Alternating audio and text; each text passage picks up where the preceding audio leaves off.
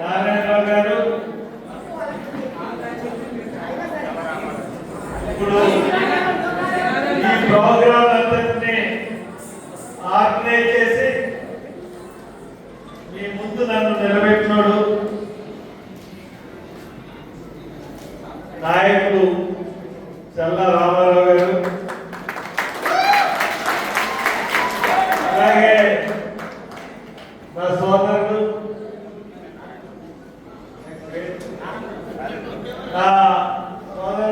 శ్రీకాకుళం నుంచి వచ్చిన Bharat Bhushan, first meeting Rajahmundry meeting కి భరత్ భూషణ్ వచ్చారు.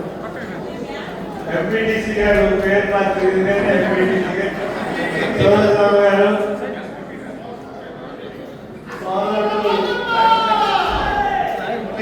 లాయర్ మురళీకృష్ణ శ్రీకాకుళం గారు, కృష్ణాపూర్ గారు, కృష్ణేశ్వర్ గారు, కృష్ణ గారు, రిలయన్స్ దాసేందర్ గారు, రామప్ప గారు, మా ఆంధ్ర యూనివర్సిటీ నాయకుడు శిల్ప శ్యామ్ సుందర్, చాలా మంది కమిటీ మెంబర్లు ఉంటారు. నేను 2009లో మీటింగ్ పెట్టినప్పుడు మనకి ఇష్టానం తమైంది. 2004కి ఇప్పుడు ఎంత అయిందంటే 20 సంవత్సరాలు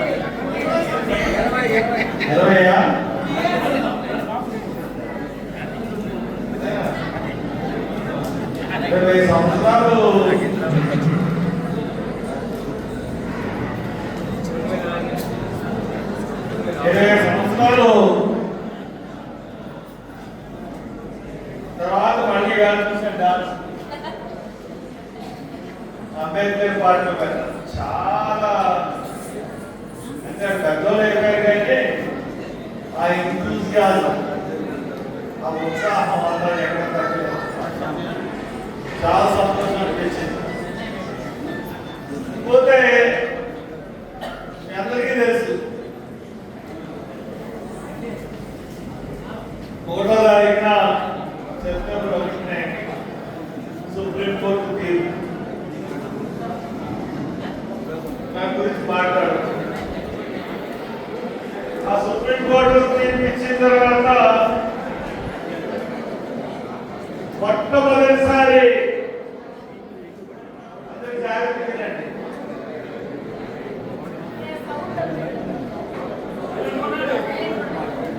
మొట్టమొదటిసారి సుప్రీంకోర్టుని విమర్శించి మాట్లాడింది నేనే.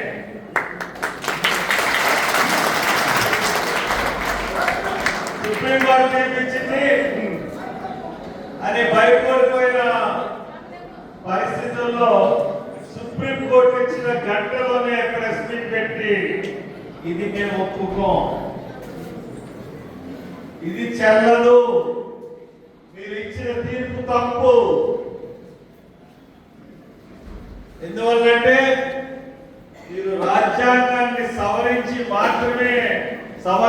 తర్వాత మాత్రమే ఈ తీర్పు ఇవ్వగలరు. 341 ఆర్టికల్ని మీరు 342 ఆర్టికల్ని మీరు మార్చలేరు, దాన్ని బైపాస్ ఇచ్చే తీర్పు చెల్లదు అని నేను ఘంటాపథంగా చెప్పాను.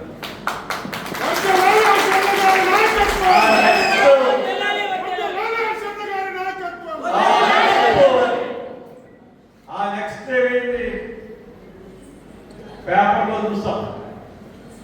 నెక్స్ట్ పేపర్లో చూస్తే బేలా త్రివేది గారు 7 జడ్జిల్లో 6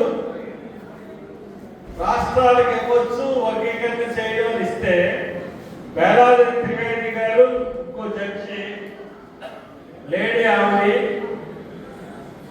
నేను ఏదైతే చెప్పానో అదే తీర్పు, ఆ తీర్పు కాగితాలు అప్పుడే రావు, అయినా కానీ నెక్స్ట్ డే పేపర్లో వచ్చింది బేలాది త్రివేది గారు విభేదించారు ఈ 6 జడ్జెస్ తో. 341వ ఆర్టికల్ సవరించడం అంటే రాజ్యాంగ సవరణ కావాలి, రాజ్యాంగ సవరణ కావాలంటే సభ్యుల్లో 3/4 వంటి మంది దాన్ని సవరించడానికి ఒప్పుకోవాలి. కాబట్టి అది జరగనమాట. కాబట్టి ఆ యొక్క ఆర్టికల్ బైపాస్ చేస్తూ రాష్ట్రానికి ఇవ్వచ్చు అన్న తీర్పు ఎట్టి పరిస్థితుల్లో చెల్లదని చెప్పి వేలాది రెడ్డి గారు ఇచ్చారు. అంటే నేను చెప్పిందే ఆవిడ చెప్పింది. ఎందుకంటే మన సుప్రీంకోర్టు లోపల పార్లమెంట్ లోపల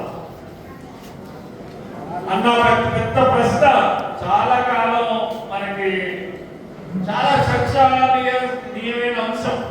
సుప్రీంకోర్టు లోపల పార్లమెంట్ లోపల ఖచ్చితంగా పార్లమెంట్ లోపలి పార్లమెంట్ ఏవైతే సవరణలు చేసి ఏవైతే చట్టాలు చేస్తారో ఆ చట్టం ప్రకారం తీర్పు ఇవ్వాల్సిన బాధ్యత సుప్రీంకోర్టు. కాబట్టి ఇప్పటికి కూడా ప్రజాస్వామ్యంలో ప్రజలే రాజులు, పార్లమెంటే సుప్రీం. కాబట్టి ఇండివిజువల్ గా ఎవరన్నా ఏదైనా చేస్తే సుప్రీంకోర్టు ఎనీ యాక్షన్. కాబట్టి అది అందుగురించే రివ్యూ చేశారు. నేను కూడా రివ్యూ పిటిషన్ వేశాను. మన రాష్ట్రం నుంచి 34 మంది రివ్యూ పిటిషన్ వేశారు. రివ్యూ పిటిషన్ వేసిన తర్వాత మొన్న లిస్ట్ అయింది. లిస్ట్ అయిన తర్వాత ఇంకా దాని గురించి అది అడ్మిట్ చేసేకున్నారా లేదా అన్న విషయం మన శుక్రవారం తెలియాల్సి ఉంది. శుక్రవారం తెలియలేదు. ఇప్పుడు మనం ఈ రాష్ట్రం యొక్క పరిస్థితులు మనం చూసుకున్నట్లయితే, మేము చదువుకున్నప్పుడు అంబేద్కర్ గారు కానీ భూషణ్ గారు కానీ మేమందరం ఇక్కడ స్టేజ్ మీద కూర్చున్న వాళ్ళందరం స్కాలర్షిప్ మీద చదువుకున్నాం. ఇప్పుడు శ్యామసుందర్ ఉంటారు, జిల్లా శ్యామసుందర్. ఈయన పిహెచ్డికి జాయిన్ అయితే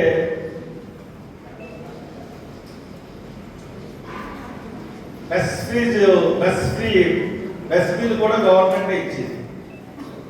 యూనివర్సిటీలో పిహెచ్డి చేసి వాళ్ళకి ఎస్సీ ఎస్టీకి మెస్ ఫీజు గవర్నమెంట్ ఇచ్చింది. కొంత స్టైపెండ్ కూడా ఇచ్చింది.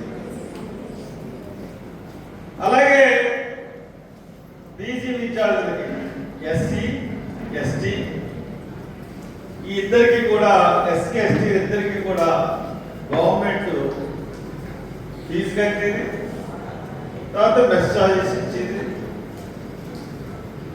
ఆ రకంగా ఉండేది మా సిస్టమ్ అంతా. కాంగ్రెస్ గవర్నమెంట్ ఉన్న సిస్టమ్ అంతా లేదు.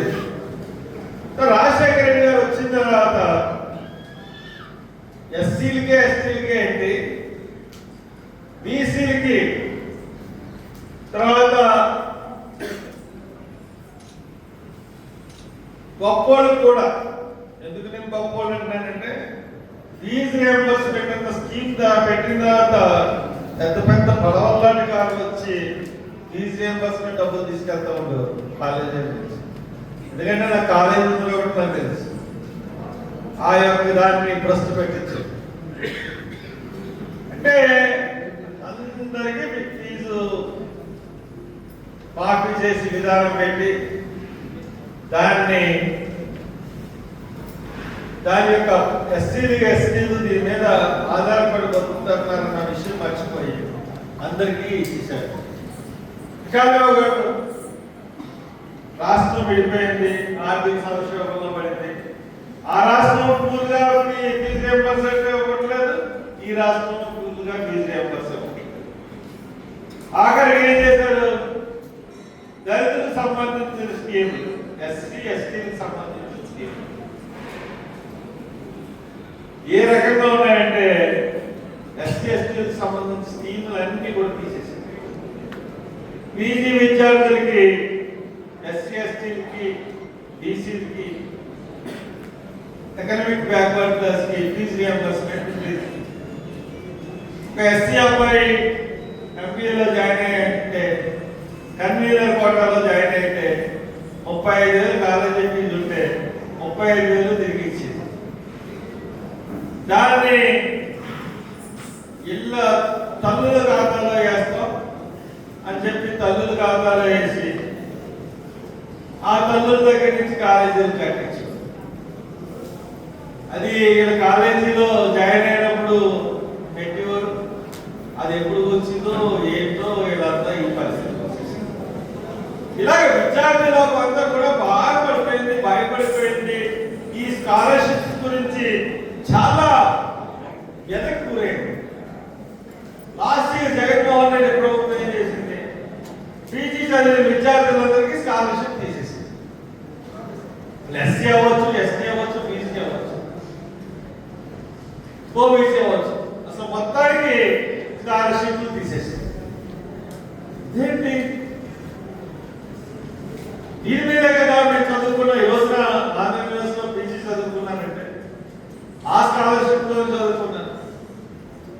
పిహెచ్డి చదువుకున్న వాళ్ళందరూ కూడా ఆ ఫ్రీ బస్ చార్జెస్ తోనే అక్కడ తిండి తింటూ అక్కడ రీసెర్చ్ చేసుకునే పరిస్థితి. ఏంటి పరిస్థితి? మనమే కదా జగన్మోహన్ రెడ్డిని వ్యతిరేకించామని చెప్పి ఎంతో గట్టిగా పోరాడు. అంతేకాదు గవర్నమెంట్ మెడికల్ కాలేజెస్ లో కొత్తగా పెట్టారు 5 మెడికల్ కాలేజ్. విజయనగరం పెట్టారు, శ్రీకాకుళం పెట్టారు. విజయనగరం, రాజమండ్రి, కడప,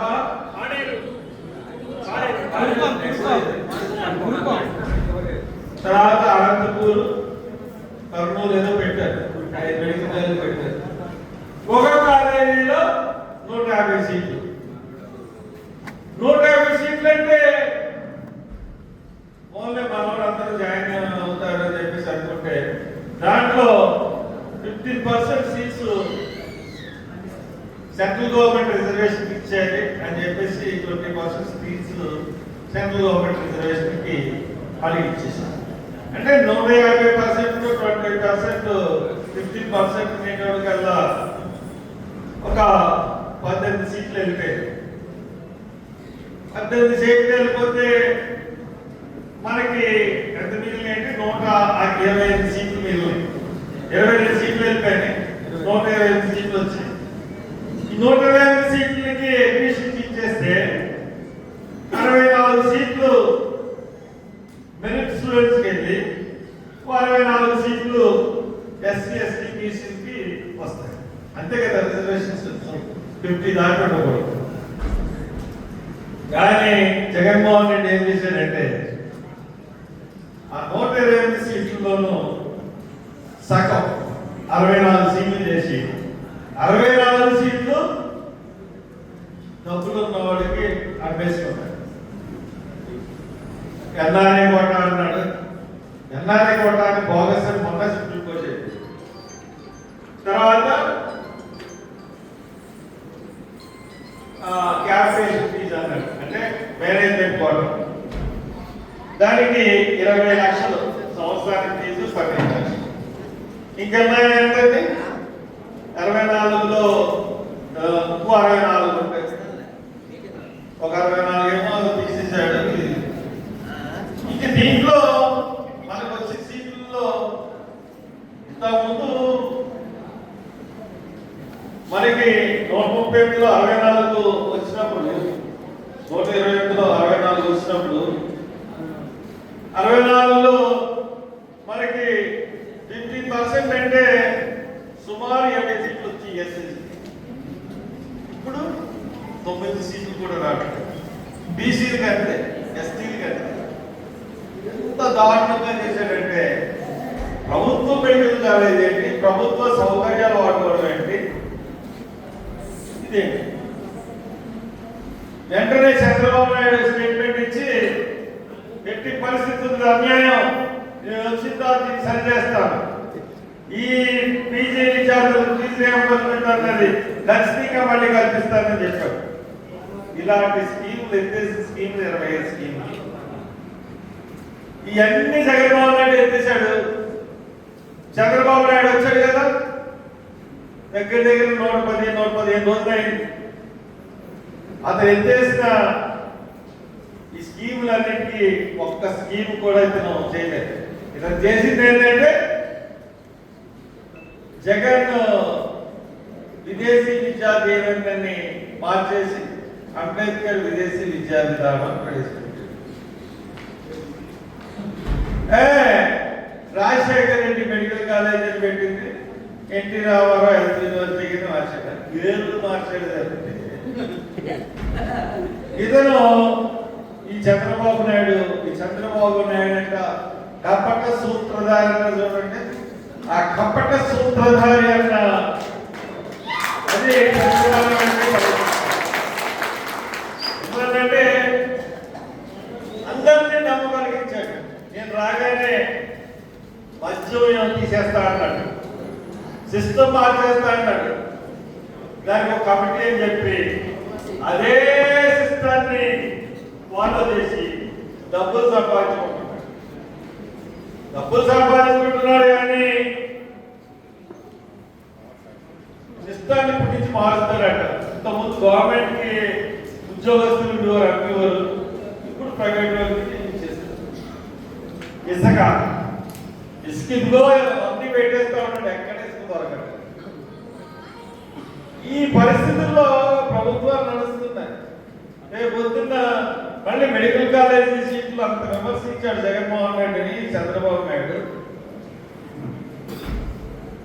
ఇతను కూడా జగన్ ఏదైతే చేశాడో హైకోర్టులో కేసు ఉంటే జగన్ యొక్క విధానాన్ని సమర్థిస్తూ హైకోర్టులో తీర్పు తెప్పిస్తారు. ఎంత సిగ్గులేదండి. జగన్ ఏ నిర్ణయం చేశాడో జగన్ని తిట్టి అదే విధానాన్ని కొనసాగించాలని కోర్టులో జగన్ విధానం గురించి పోరాటం చేస్తాం. మరి ఎంత చీకలో అన్నది మనం ఒకసారి ఆలోచించాలి. ఇకపోతే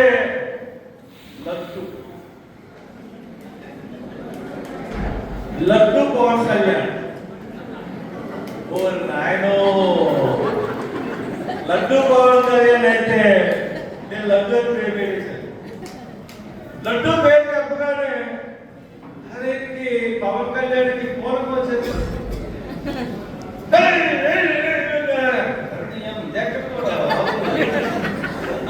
ఇలా అనుకున్నాడు ఇలా అనుకున్నాను. ఎందుకేంటి మీ బాధ్యత కాదు, లేకపోతే మీకు హిందూ ధర్మాన్ని మీకు పాటించరా? నాకేదా పట్టింది?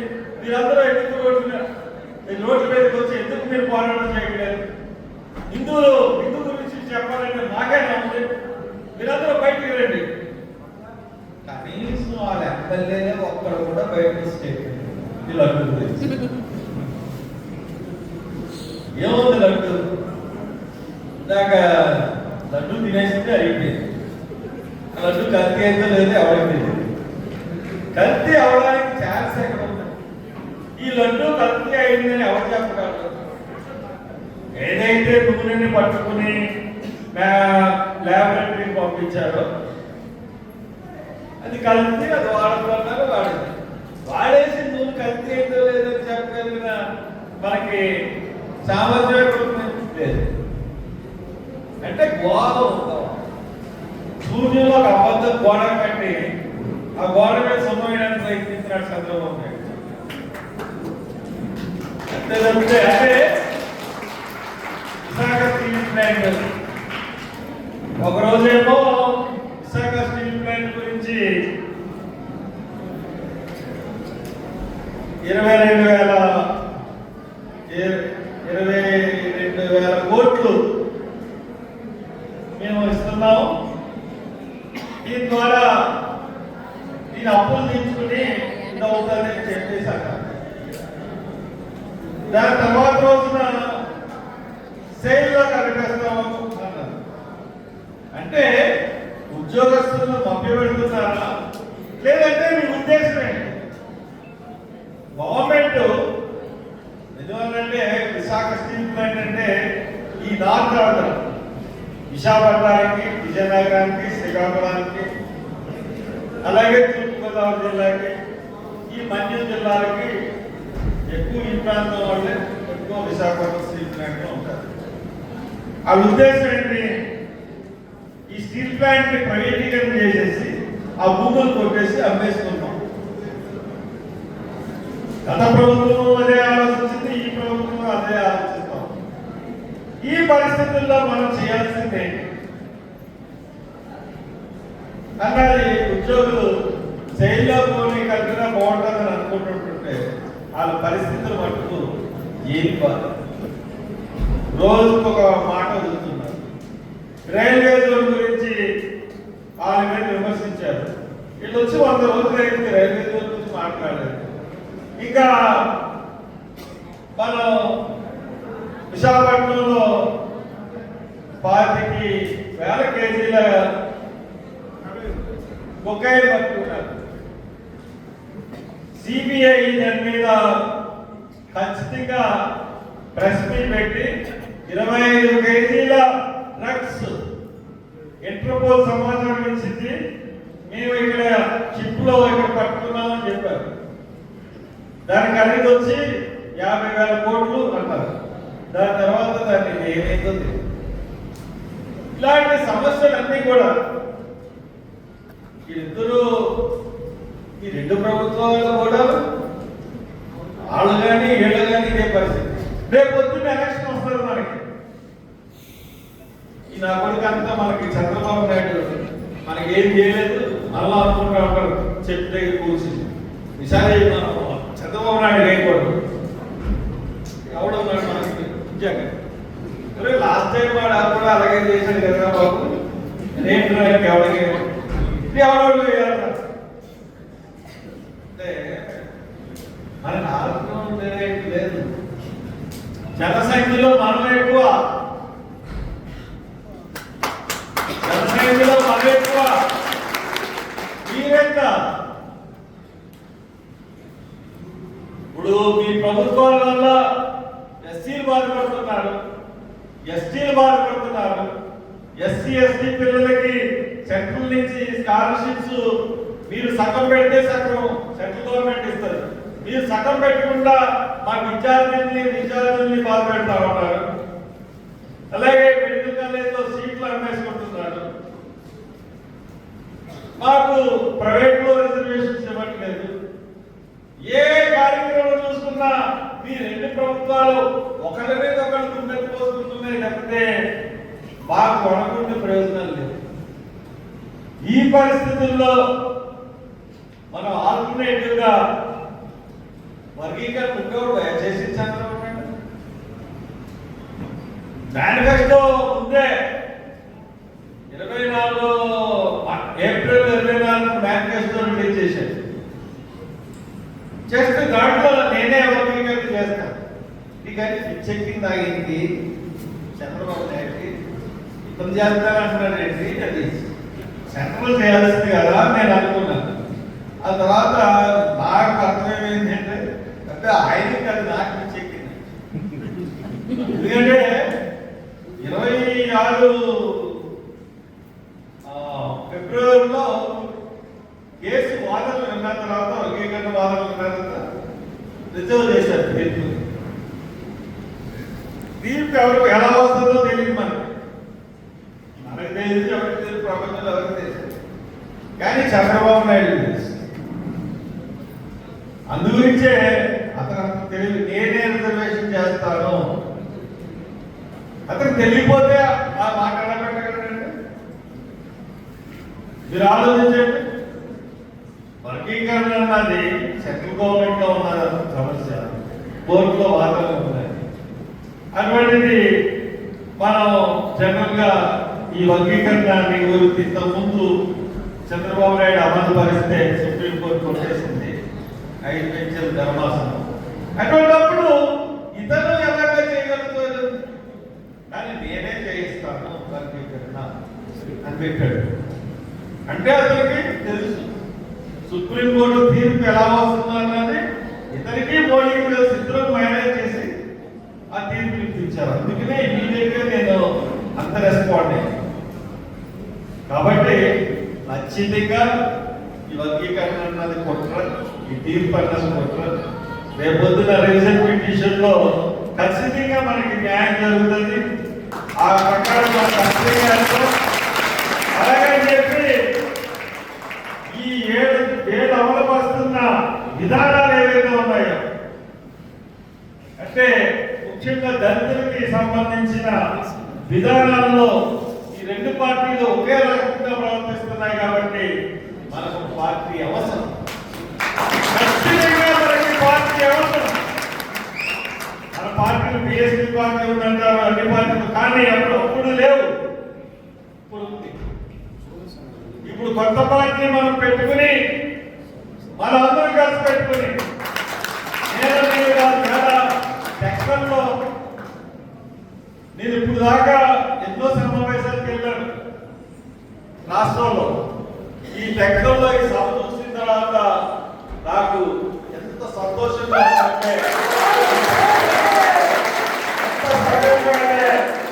ఎంత పెద్ద హాల్లో ఎంత జనసందోహం. 2-3 వేల మంది ఇక్కడికి వచ్చి మధ్యాహ్నం 1 గంటకి 10కి వచ్చిన వాళ్ళు ఇప్పుడు 3:30 కూడా అలాగే కూర్చుని ఉన్నారంటే మీకు చదివి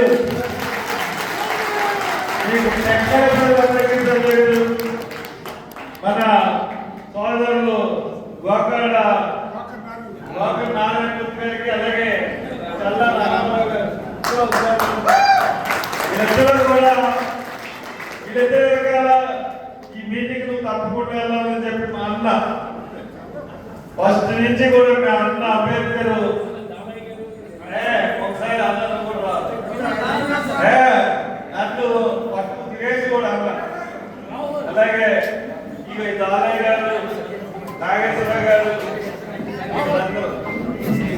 అందరూ టీచర్స్ వచ్చుకుంటే అవుతుంది కాబట్టి అందరూ మన భారత పోషణ ఇలాగే మా చెత్త శాఖలు అన్న టెక్కలు రావాలి. కానీ మెయిన్ టెక్కల్లో మీటింగ్ చేసిన అంబేద్కర్ తర్వాత 7 వినాయక చవితి రావాలి ఇక్కడ. ఆ రోజున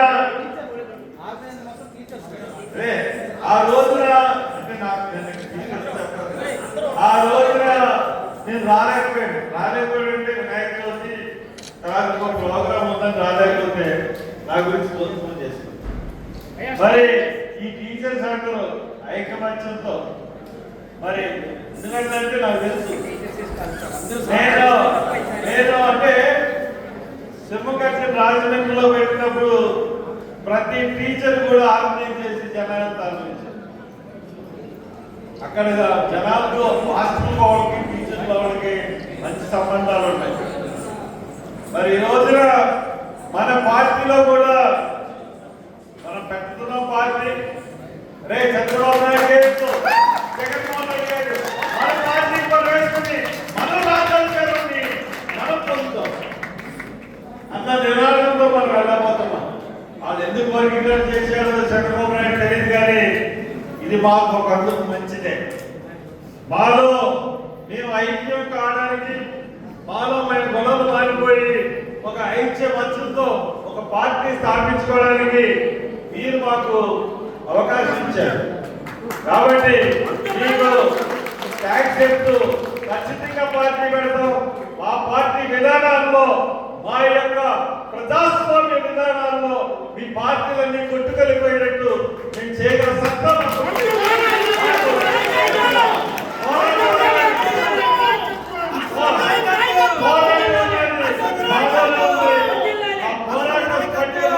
పోరాట పటిమన్నది మాలోనే ఉంది. మా పోరాట పట్టం గురించి మీకు తెలియదు కాదు. ఏ పోరాటం చేసినా మేము చేసిన పోరాటాలు. మీరెవరైనా సరే అగ్రవర్ణాల్లో చేసిన పోరాటాలు ఏమైనా ఉన్నాయా? ఈ రాష్ట్రంలో ఏమైనా ఉన్నాయా? ఏ పోరాటం చేసినా మేమే ఉన్నాం. ఏ యొక్క పార్టీ అధికారంలోకి రావాలన్నా ఆయనకు మేమే ఉన్నాం. అటువంటిది ఈ రోజున రాజ్యాధికారానికి మేమే ముందుకెళ్ళేస్తున్నాం. తప్పక ప్రజలు మాకు జీవించాలని ఆకాంక్షిస్తూ నాకు అవకాశం ఇచ్చిన మీ అందరికీ, ముఖ్యంగా ఈ టీం అందరికీ శుభాకాంక్షలు తెలియమని నేను కృతజ్ఞతలు సెలవు తీసుకుంటాను. అయ్యా ఒక్క నిమిషం అందరూ కూర్చోండి, ఒకే ఒక్క నిమిషం. ఈ రోజు అసలు